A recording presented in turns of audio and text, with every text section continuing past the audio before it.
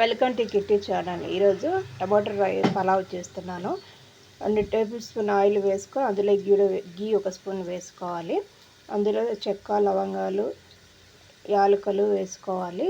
బిర్యానీ ఆకు, onion, green chilli వేసుకొని వేయించుకోవాలి. అల్లం వెల్లుల్లి పేస్ట్ని 1 స్పూన్ వేసుకొని స్మెల్ పోయేంత వరకు వేయించుకోవాలి.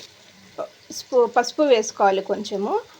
రెండు టమోటాలు సన్నగా కట్ చేసుకొని వేసుకోవాలి. సాల్ట్ వేసినాను. ఈ టమోటాలు మగ్గేంత వరకు టమోటాలు మగ్గినాయి. ఇందులో ధనియాల పొడి, జీలకర్ర పొడి వేస్తున్నాను 1 స్పూను.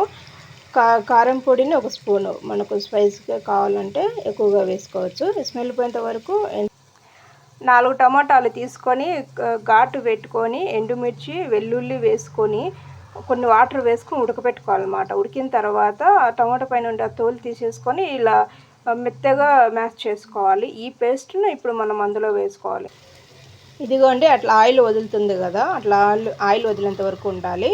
ఇప్పుడు నానబెట్టుకున్న బాస్మతి రైస్ వేసుకోవాలి. ఏ రైస్ అయినా వేసుకోవచ్చు. ఇదిగోండి ఇలా రైస్ కలుపుకోవాలి. మనం ముందుగానే టమాటాలు ఉడకబెట్టుకున్న వాటిలో కొన్ని వాటర్ ఉంటాయి కాబట్టి అందులో కొన్ని వాటర్ జోడించుకొని 1.25 గ్లాస్ వరకు వాటర్ పోసుకోవాలి. నేను ఆ వాటర్ వేస్తున్నాను. చివరిగా లెమన్ పోసుకోవాలి.